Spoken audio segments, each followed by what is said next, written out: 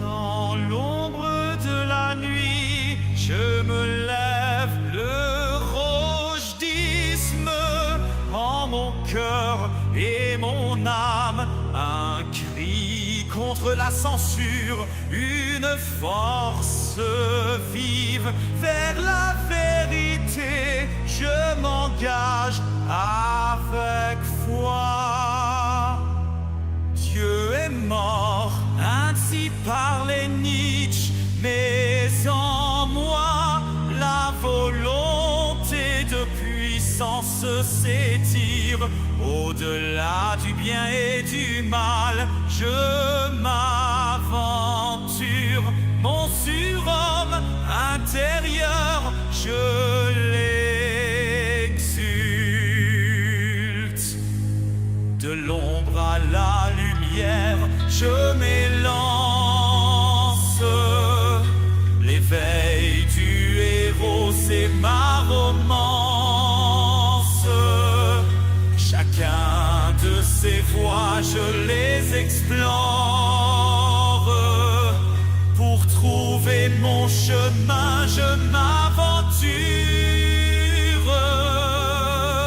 Cherchant le plaisir sans souci d'autrui, l'épicurisme guidait mes pas. C'est fou, la sagesse dans la jouissance, je la trouve libre et heureux. Je m'élance, je m'envoue.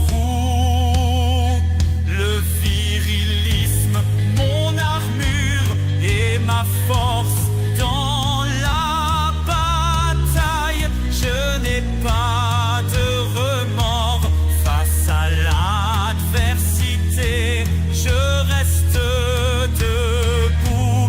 Mon honneur, ma bravoure, je l'éclame haut. De l'ombre à la lumière, je m'élance. L'éveil du héros, c'est ma romance. Chacun de ces voies, je les explore. Pour trouver mon chemin, je m'aventure. Mais au fond de moi, un autre appel résonne. Le christianisme, la lumière qui m'enflamme. L'amour du Christ, le guide dans la quête vers la rédemption. Je me dirige, j'espère. De l'ombre à la lumière, je m'élance. L'éveil du héros, c'est ma romance. Chacun de ces voies, je les explore.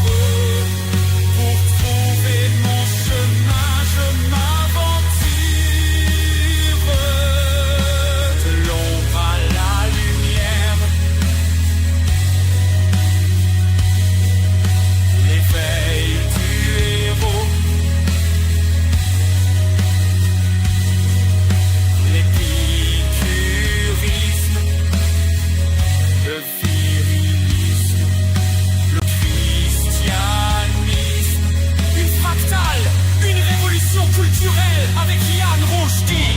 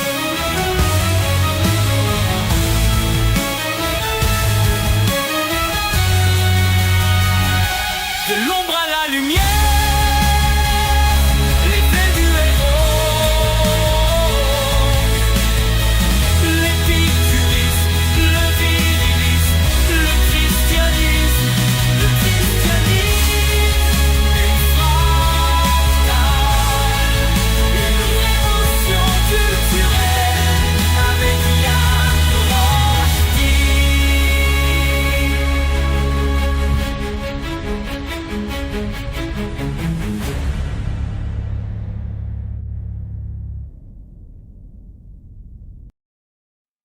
bonjour tout le monde, je m'appelle Yann Rochdy, bienvenue en direct de la Révolution culturelle, épisode du 2 mars 2025, l'histoire occulte de la guerre urbaine, 11e partie de la recension du cerveau du Pentagone, une histoire non censurée de la DARPA, l'agence top secrète militaire de recherche du Pentagone, Danny Jacobson, après la victoire en 21 jours, 2 fois plus rapidement que la guerre du Golfe 1.0. Les Américains découvrent, par surprise, que leur network-centric warfare, leur guerre par réseau, a laissé trop de combattants irakiens et afghans ennemis en vie. Parce que la guerre se transforme en double insurrection. C'est le retour de la guérilla 40 ans après la guerre du Vietnam, comme si tout le monde avait oublié qu'est-ce qui est arrivé. Et en fait, c'est ça qui est arrivé. Une histoire d'amnésie institutionnelle dans les agences de renseignement et le Pentagone et dans la politique. Partout, le monde a oublié l'histoire du Vietnam. Donc, on a un Vietnam 2.0 qui a culminé en 2022, 7 ans après la sortie du livre. En 2022, avec la chute de la base aérienne de Bagram, la fuite des chefs américains et la déroute, la débandade que nous avons vue sous le régime de Biden, le drone de Barack Obama. Une guérilla qui ne sera pas du même type que la guérilla du Vietnam, évidemment, parce que c'est pas le même terrain. C'est une guérilla urbaine. Donc, c'est l'histoire occulte de la guérilla urbaine par IED. Le cerveau du Pentagone va redécouvrir le concept de science sociale après 40 ans, après plusieurs années de combats et des dizaines de milliers de morts, irakiens, afghans, américains et la coalition aussi. Essayons de comprendre les Irakiens et les Afghans, comme dans le bon vieux temps. Quelles sont vos motivations? La morale des troupes? What makes them tick? C'est ça qu'ils disaient au Vietnam. Ils vont dire la même affaire.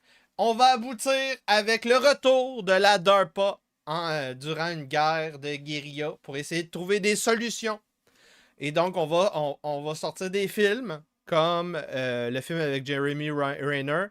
C'est pas les Avengers. Non, c'est Earthlockers. Earthlocker. Et c'est intéressant parce que le programme dont fait partie le technicien EOD qui joue Jeremy Renner, Petty Surgeon, je pense, quelque chose comme ça, Petty Surgeon March, c'est une vraie personne. Donc, ce programme-là, avec le personnage de Jeremy Renner, c'est le programme Earth, qui va changer de nom pour le programme Heart après. Et le personnage de Jeremy Renner est le boss de toutes les gangs de techniciens. En général, il y a 2-3 techniciens EOD par équipe pour déminer. March est tellement hot qu'il fait ça tout seul, comme dans le film. Donc, ça s'appelle quoi? Le système au complet de système avec des S. Système de système. System of Systems. Ça s'appelle Combat Zones That's les zones de combat qui voient avec un ENT la nouvelle étape pour protéger les soldats dans un contexte de guerre urbaine avec des détections d'artillerie, de bombes, de IED, de missiles qui n'ont pas détonné, des stockpiles de trucs qui peuvent exploser. Ça pourrait être quoi d'autre? Ça pourrait être évidemment un sniper. Un sniper en contexte urbain, ça fait mal, comme on a vu en Somalie à Mogadiscio. C'est-tu en Somalie? Non, en tout cas, la bataille de Mogadiscio, Black Hawk Down. Donc, plein d'autres trucs comme ça qui vont être intéressants à voir. La DARPA entre en scène comme au Vietnam, le programme EARTH, les techniciens EAD, la flotte de drones et des contre-mesures pour les menaces asymétriques. C'est le plan de match pour aujourd'hui. Je vous rappelle qu'on est en période de gestion de l'offre rochdienne pour financer la taverne mobile. Et le financement va très bien. J'ai acheté aujourd'hui, juste avant le podcast, les lumières, la cooling fan pour rafraîchir le dessous du laptop. Et qu'est-ce que j'ai acheté? Ah oui,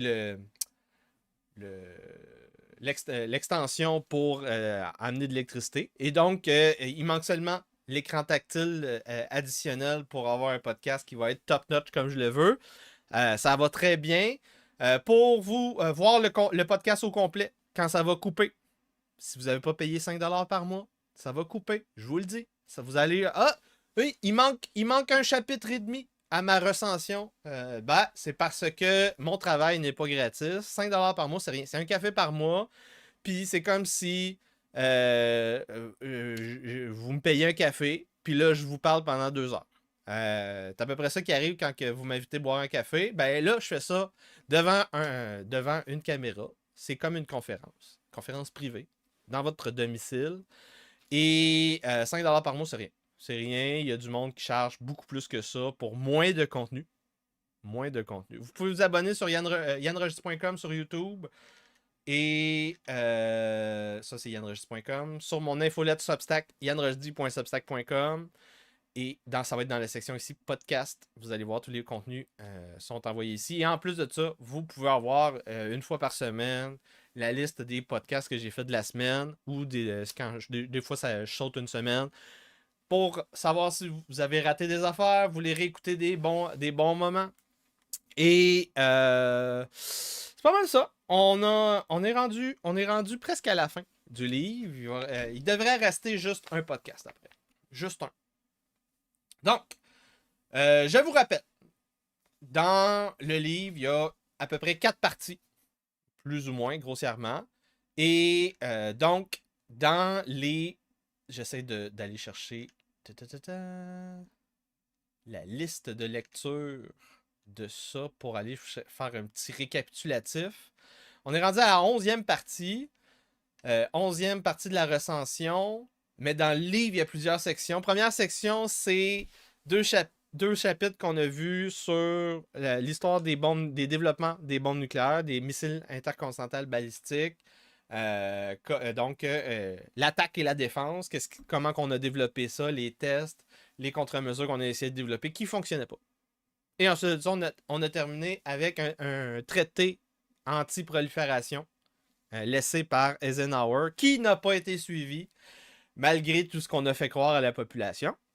Ensuite de ça, on a eu 4 épisodes sur l'histoire occulte de la vraie guerre du Vietnam que nous ne connaissions pas. Moi, je ne savais pas que la guerre du Vietnam avait commencé 10-15 ans avant la guerre du Vietnam officielle.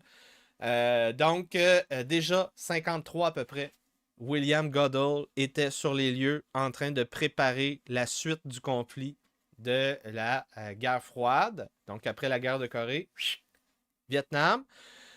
La DARPA intervient et ça ne fonctionne pas. On essaye quelque chose comme une dizaine de plans différents avec des technologies différentes. Ça ne fonctionne pas.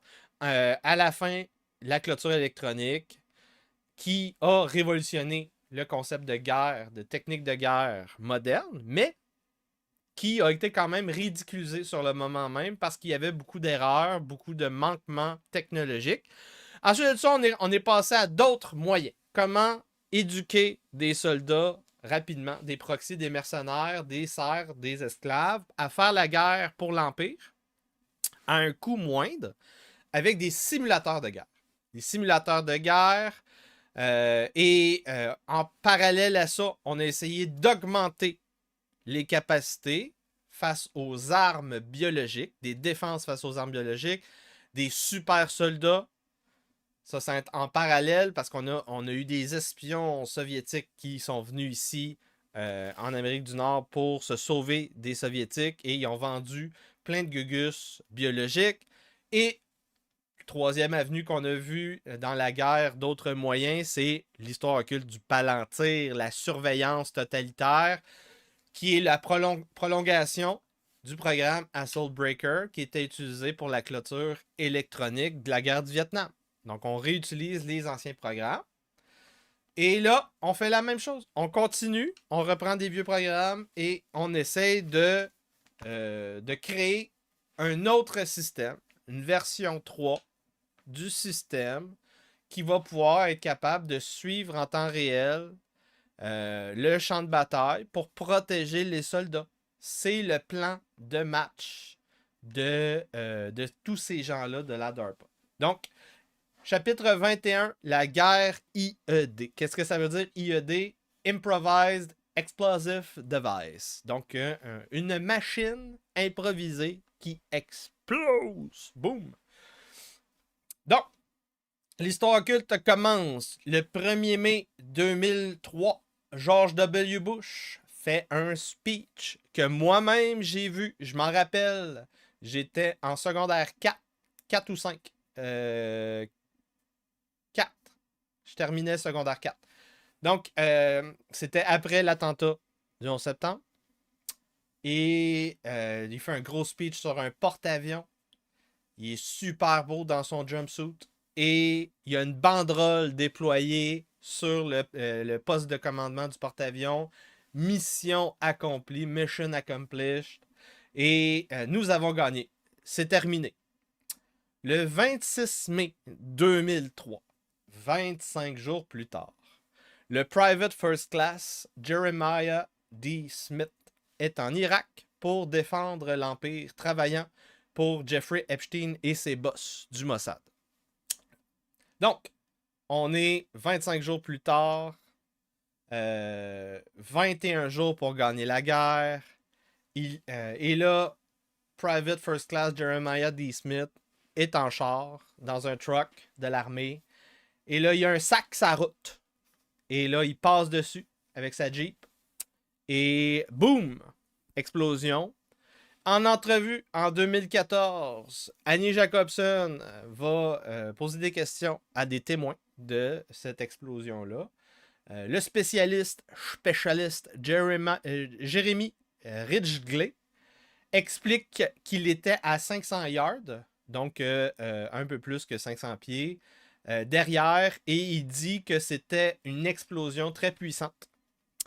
Il arrive sur les lieux et il voit 2 personnes sortir de la Jeep. Le premier, il y a la peau qui tombe de son bras.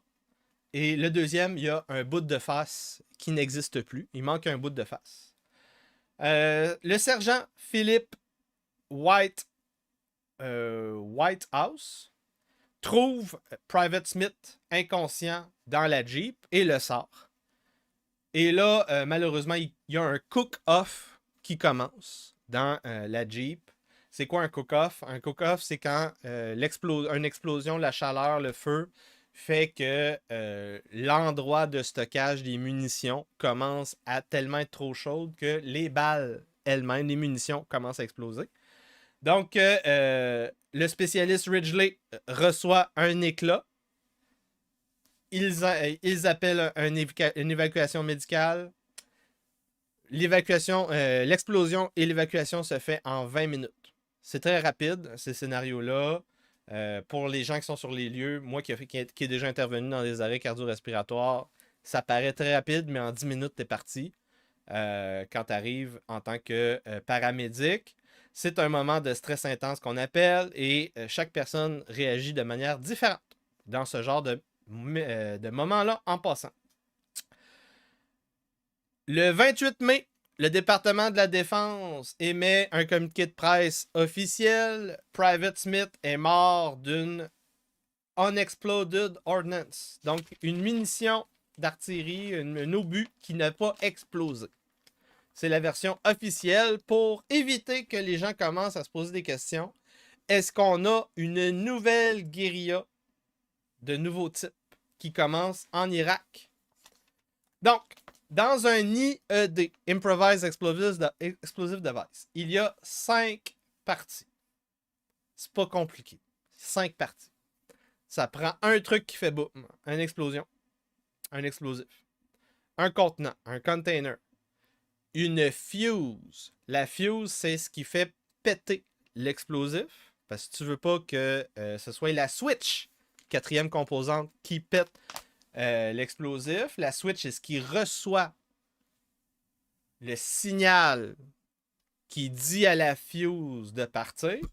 Et tu as la source d'énergie, qui peut être n'importe quoi. Ça peut être un truc sous pression, comme une mine. Ça peut être une batterie, une source d'énergie. Ça peut être un panneau solaire. Donc, vous voyez, il y a plein d'affaires, mais c'est vraiment très simple. 5 parties pour faire un IED. Donc, il faut que vous compreniez que l'IED, dans la guerre du 21e siècle, c'est l'équivalent de l'arc.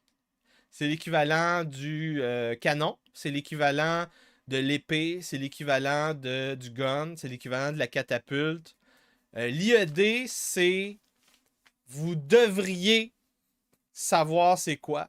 Vous devriez savoir à quoi ça pourrait ressembler pour éviter des situations fâcheuses dans un futur proche. C'est assez simple, c'est facile à faire, c'est puissant et c'est pas cher.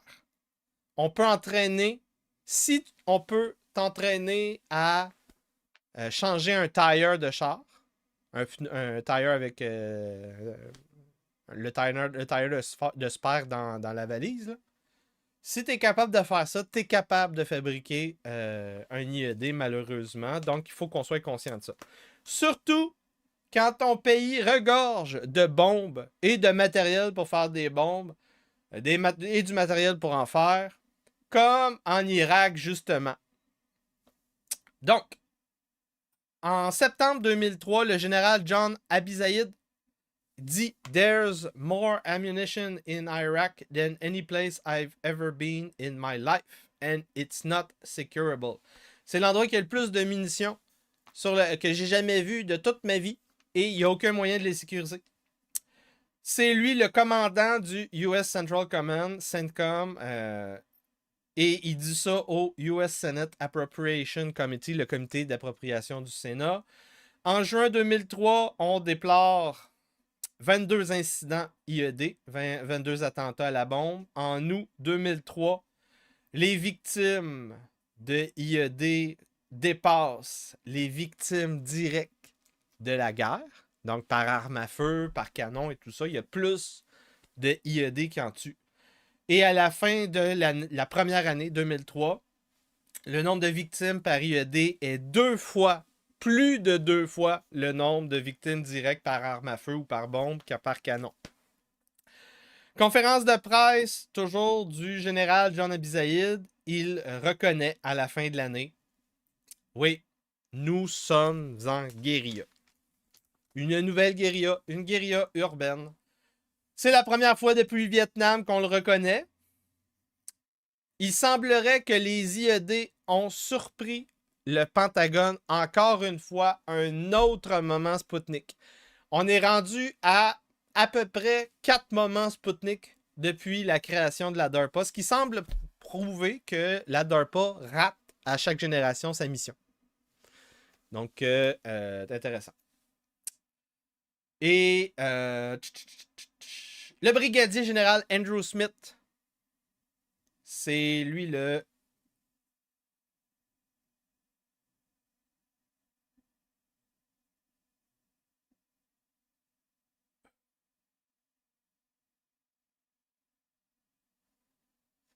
J'ai fait une faute, je pense.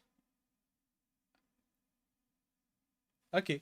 Le brigadier général Andrew Smith, pilote de la Joint Task Force 7 à Bagdad. Ouais, OK, pilote dans le sens, c'est le boss. Le boss de la Joint Task Force 7 à Bagdad. Je me rappelle pas pourquoi j'avais écrit ça, ce verbe-là. Donc, il y a sous lui 350 employés. La mission de sa task force, de sa force de travail, c'est contrer la menace IED, la menace des attentats terroristes par explosifs, et Donc, il estime, le brigadier général Andrew Smith, qu'en Irak, il y a environ 1 million de tonnes d'ordnance, d'explosifs non sécurisés, d'anciens stockpiles de bombes, de munitions, d'explosifs, dispersés un peu partout dans le pays, non gardés et pour la plupart pillés très rapidement au début de la débandade de l'armée irakienne. 3 mois après les premiers attentats IED dont j'ai parlé plus tôt contre le Private First Class Smith, on a un nouveau type d'IED qui apparaît sur le radar, un VB-IED. C'est quoi un VB-IED? Vehicle Borne Improvised Explosive Device. Donc, une bombe dans un char. Le missile, c'est le char, puis le payload, c'est la bombe. Donc, un VB-IED. Ça, c'est la classification officielle du Pentagone, en passant. Et cet attentat-là se fait au QG du quartier général des Nations Unies à Bagdad. 22 morts, incluant l'envoyé spécial de l'ONU, Sergio Uniera de Mello, l'envoyé spécial en Irak. Et plus tard, on va avoir un autre type d'IED qui va apparaître. PB-IED. Person Born IED. Donc, on appelle ça un suicide bomber. Donc, un terroriste qui se fait un attentat suicide, comme ça qu'on appelle ça. Et donc, on découvre très rapidement, après ces séries d'attentats en 2003, que Al-Qaïda revendique ces attentats. Et ça choque l'Empire parce que quand Saddam Hussein était le maître, le dictateur de l'Irak, mais il n'y en avait pas d'Al-Qaïda. Étrangement, maintenant, il y a un Al-Qaïda. Il n'y avait pas d'Al-Qaïda, mais il y en a. Tout le monde est choqué. Double surprise. Donc, on est rendu à la fin de la section gratuite. Si vous écoutez le podcast en rediffusion, vous allez devoir vous abonner à mon site web yanrochdy.com ou bedon sur YouTube. C'est à l'endroit où il y a le truc qui flash présentement. Vous pouvez cliquer sur abonnement, souscription, et là vous allez dans la section souscription ici. Tous les contenus réservés aux membres sont ici. Il y a aussi des listes de lecture. Par exemple, ici, l'histoire occulte de la DARPA à droite qui flash. Donc, et évidemment, vous pouvez aussi aller sur yanrochdy.substack.com. Vous allez avoir des infolettes. Vous allez dans la section podcast. Il y a les podcasts aussi. Donc, on continue.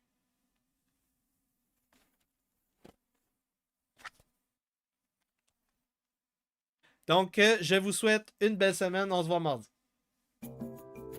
This tiny robot may look unassuming, but even at a mere 100 grams, about as heavy as a bar of soap, the Flycrow Tug can pull up to 40 times its own weight. To create the mighty Flycrow Tug, named for its flying, micro-tugging features, researchers took a cue from wasps. Typically, these insects use their stinger to subdue prey before transporting it back to their nest. If the prey is too heavy to fly with, some wasps plant their feet on the ground and pull their prey home. Similarly, when a payload is too heavy for flight, anything bigger than the robot itself, the Flycrow Tug stays on terra firma, where it uses adhesives and tiny metal hooks called microspines to stick to a surface, and a powerful tether to tug on an object.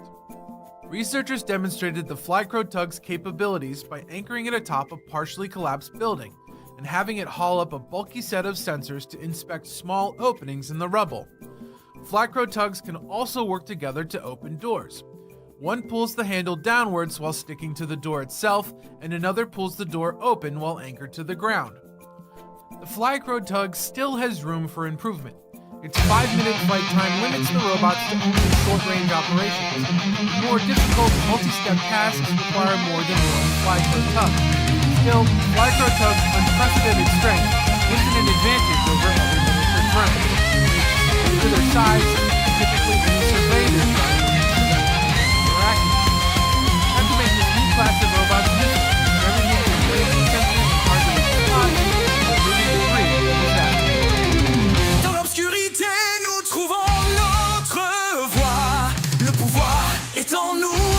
intérieurs. Nous résistons, luttons là avec ferveur et constance pour un avenir où régnera l'or et la foi.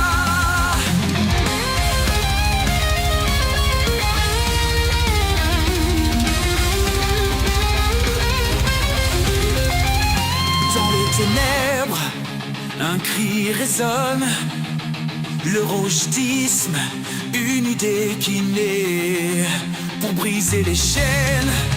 Sans opposition, la résistance s'organise, se prépare, se dresse. Siam Rochdi, un nom qui s'élève, son histoire, un phare dans la nuit. Il guide les âmes, il les soulève vers la vérité, il nous prédestine. L'aube de la résistance, c'est notre chant contre les GAFA, les sorcières et les morts vivants. Nous nous dressons avec ardeur et défiance, un nouvel ère de liberté et de virilisme.